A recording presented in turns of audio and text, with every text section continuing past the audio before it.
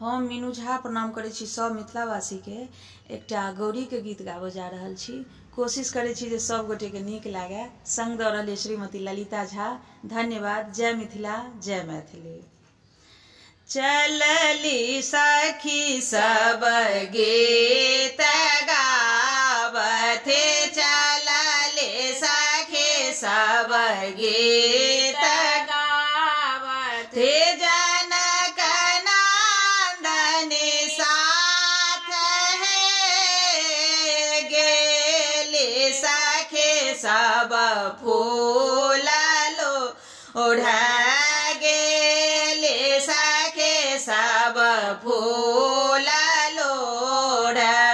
जनक जी के बाग है, आबि गेला राम लक्ष्मण श्याम गोर दुनु भाई है, श्याम गोर दुनु भाई।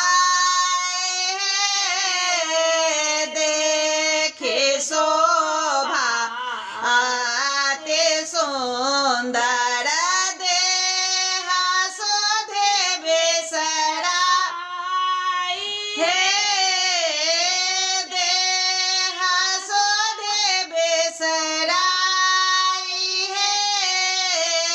धारे धैरा जैसे आगे ले मंदिर, गेले मंदिर। सुमन साजे हाथ है, सुमन साजी निज हाथ है।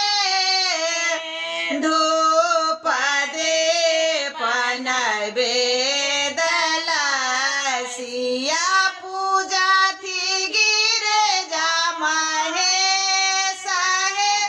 हे, पूजा थी गिरजा महेश हे।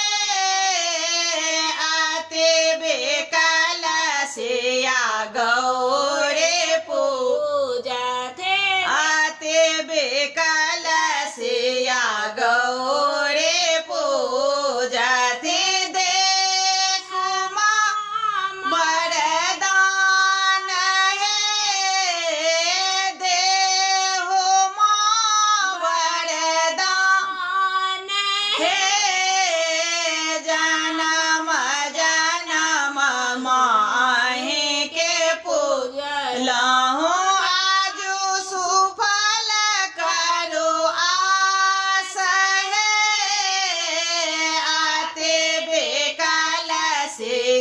देखे गौरे बेहोशी दिल आसे सहे,